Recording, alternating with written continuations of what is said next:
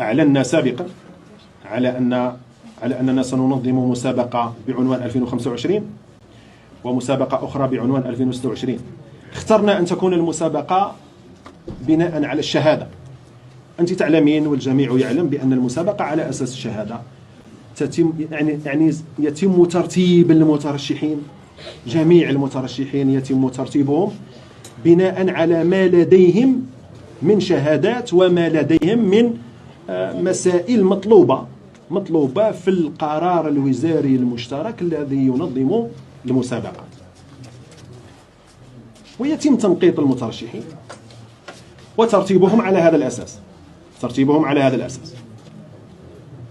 نحن بالنسبة للمسابقة الثانية التي كان يفترض أن ننظمها بعنوان 2026 قلنا بدل ما ننظم مسابقة جديدة وغادي تكون بنفس الطريقة اللي هي على أساس الشهادة، ونظرا للعدد الهائل في الحقيقة الذي شارك معنا بعنوان 2025 اللي هو 1,065,000 حامل للشهادة، يكاد أن يكون هذا الرقم هو عدد الموجودين في الميدان الحاملين الشهادات المطلوبة للتوظيف في قطاع التربية الوطني.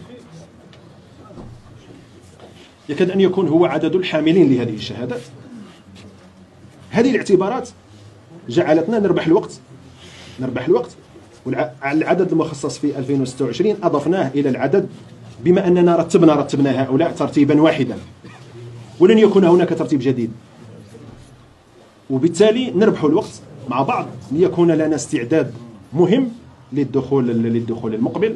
فأصبح العدد الإجمالي هو 61,000 نأخذهم بحسب الترتيب هذا الذي مراحله الآن. نحن الآن في مرحلة استكمال عملية ضبط المقياس، تسمى ضبط المقياس، وتأتي عملية أخرى بعد هذه العملية متعلقة بالوظيف العمومي لمراقبة مدى توافر الشروط، وأن جميع الملفات هذه تم إيداعها وضبطها وتنقيط المترشحين وفق ما ينص عليه القانون، ويعمل الوظيف العمومي عمله يعني في الفترة التي تمكن من أن يقوم بعمله كما يجب حينما ينهي الوظيف العمومي من عمله. احنا قلنا بأنه نعلن نتائج وطنيا على مستوى جميع الولايات نعلن النتائج هذه وطنيا. والحقيقة أن المترشحين هم يعرفون تنقيطهم،